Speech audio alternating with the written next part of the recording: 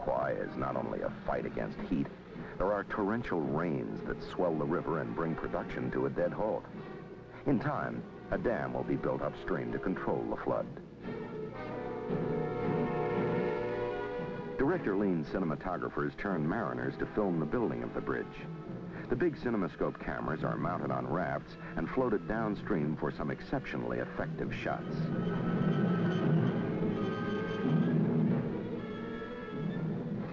There are other challenging construction projects. In a huge clearing torn out of the gnarled jungle growth, producer Spiegel's technicians have created an authentic replica of a Japanese prison camp.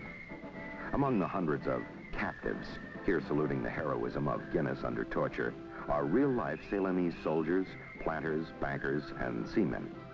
In all, 37 nationalities are represented in the cast of The Bridge on the River Kwai. A city called Glenspiegel, in honor of the producer's foresight, has been built into the jungle. The facilities include a dispensary which ministers to the inevitable injuries in an action epic of this kind. Just as important, the soap and water to cleanse a star of jungle grime. The evening's entertainment is a lively show by devil dancers. In this 9-month ordeal, no one stays fresh and rested for long. Bill Holden, the American Navy man who escapes from the terror of the Kwai camp, spends 14 agonizing days away from the main location area. Bill actually hacks his way through jungle growth, then struggles across muddy streams and choking swamps.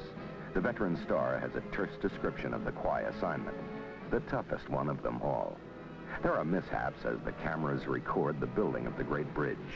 Despite frustrating incidents like this, production holds amazingly close to schedule. Another gang works high above the riverbed.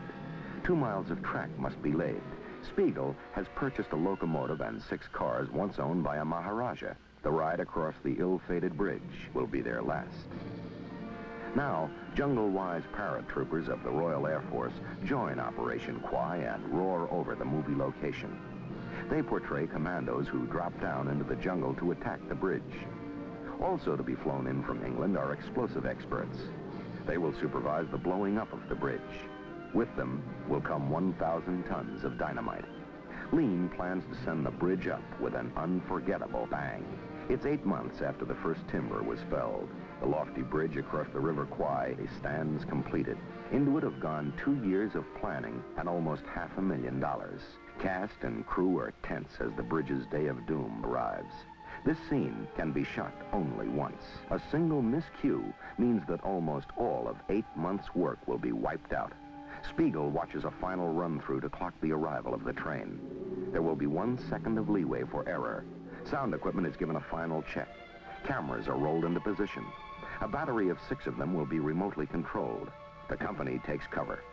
In a moment, several hundred tons of steel and timber will rip through the jungle.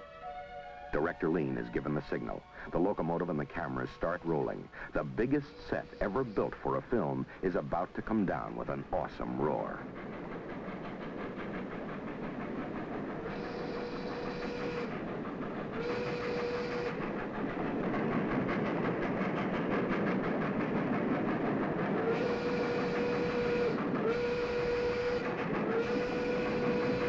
How well did producer Spiegel's people do their work? The Academy Award verdict? A whopping 7 Oscars for The Bridge on the River Kwai, a fitting tribute to the movie's toughest location ordeal.